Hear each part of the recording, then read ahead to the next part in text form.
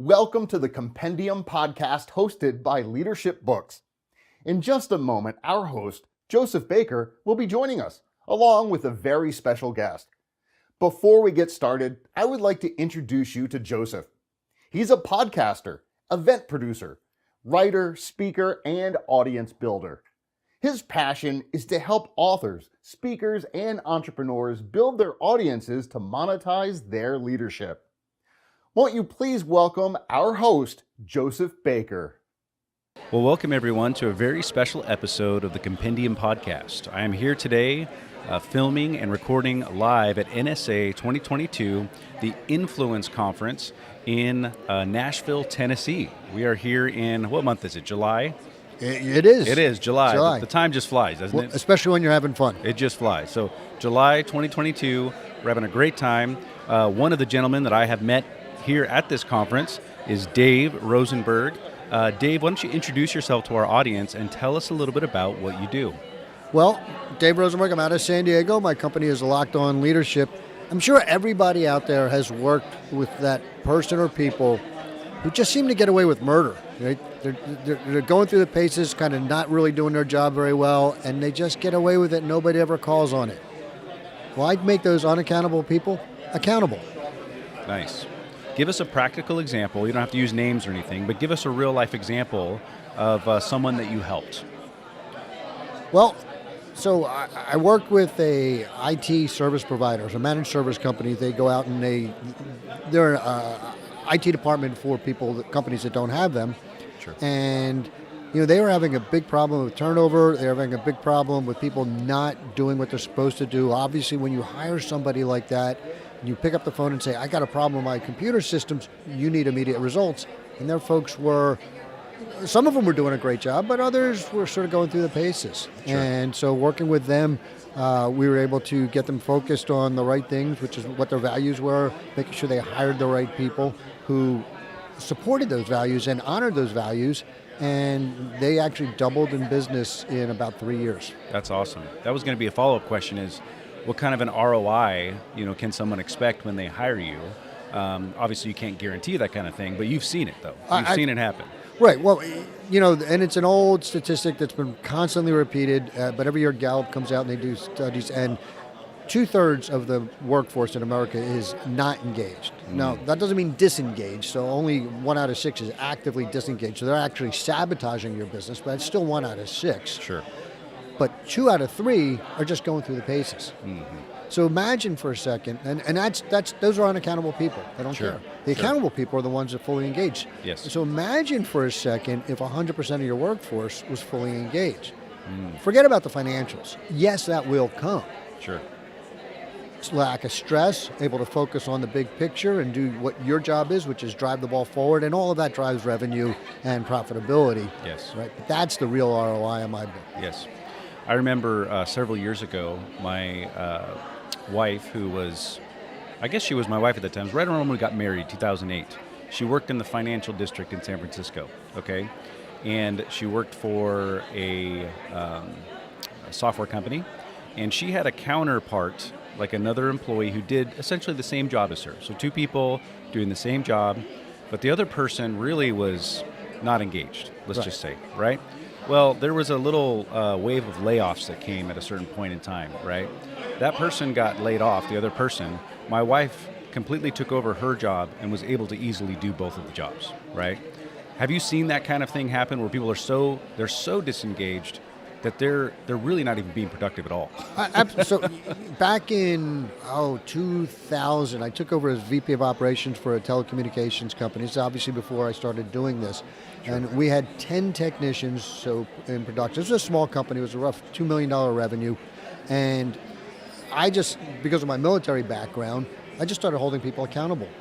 I went from 10 technicians to 6. 40% of my workforce. These were the producers. We billed their time out. Yes. How much revenue do you think we lost? I don't know. Not a penny. I was going to say, maybe you made money. Exactly. Because here's what happens, and this is the exciting part about this. The 4 people who were my low performers, Sure. they'd go out, do something halfway, and we'd have to go back and fix it. So usually I'd send them back because you clean up your own mess. Sure. And they still didn't get it right. Yeah. So then I finally had to send one of my top performers out to get it done. Yes. Right? That's not, both of those go backs, that's not billable time. And so if you avoid the mistakes, the people you have are more productive and they're happier. Yes, absolutely.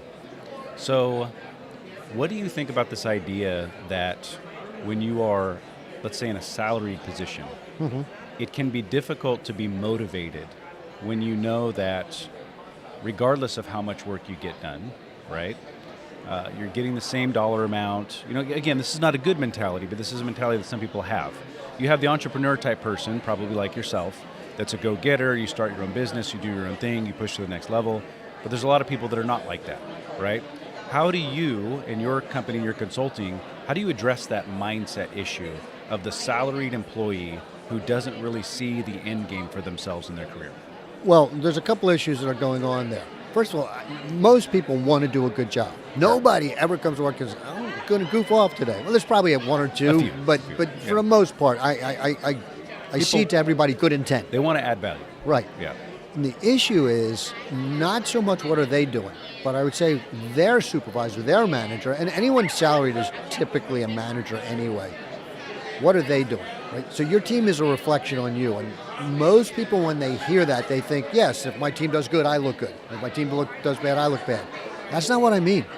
Your team will mirror you. You are a role model. So if you have somebody in a position that is underperforming, look first to yourself. And where is it you're not performing? That's good. That's good. I can sense, too, your military background comes out a lot in your work because you developed likely a lot of discipline, right, in that part of your career, in your life. Give us just one kind of military-esque tactic that you use in the workplace, in your accountability business. Yeah, and it's a great question, and it's not going to sound military-esque because, frankly, you get some phenomenal leadership training in the military. In the military, it's all about mission accomplishment. And so this will sound military-esque just because I'm going here. Know what your mission is, right? And make sure everybody knows what the mission is. Yes. So in Western military, the U.S. military, and this is different than what happens, like in the Russian and more authoritarian, right? It's all about leaders' intent, managers' intent, or commanders' intent. You let the people on the ground at the lowest level make the tactical decisions. You paint the picture of what success looks like and trust your people. That's powerful. That's powerful. So if our listeners or viewers would like to contact you and find out more about what you do, where would they go to do that? Go to my webpage, which is lockedonleadership.com. If you want to throw the triple W in front, you can, but you don't have to, right? But LOCKEDON leadership.com.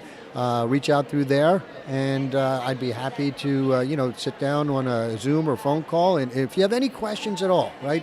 I'm not, don't think about selling anything. I don't give a darn, right? If you have an issue or a question, let me know. We spend 15 minutes. I promise you will get like a powerful coaching session, and I will give you whatever I can to help you in that time. That's great. Thank you so much for that. Thank you, Dave, for joining us on this special episode of the Compendium Podcast. Once again, we're here live at NSA 2022, the Influence Conference, Nashville, Tennessee. It's been a pleasure to meet you. Thank you for adding value to our audience, and I wish you the best with your endeavors. Well, I appreciate it, Joseph. And if you like this, just one more plug for my own podcast. It's disarmingpersuasion.com. Very nice. Disarmingpersuasion.com. Yep. Thank you so much for joining joining Joseph. today. Pleasure. Thank you for joining us for today's broadcast. I do hope you enjoyed it as much as I did. And be sure to visit us online at leadershipbooks.store. There you'll find the works of some of the finest thought leaders today. And be sure to tune in here each week to gain even deeper insights from one of those leaders on the Compendium Podcast.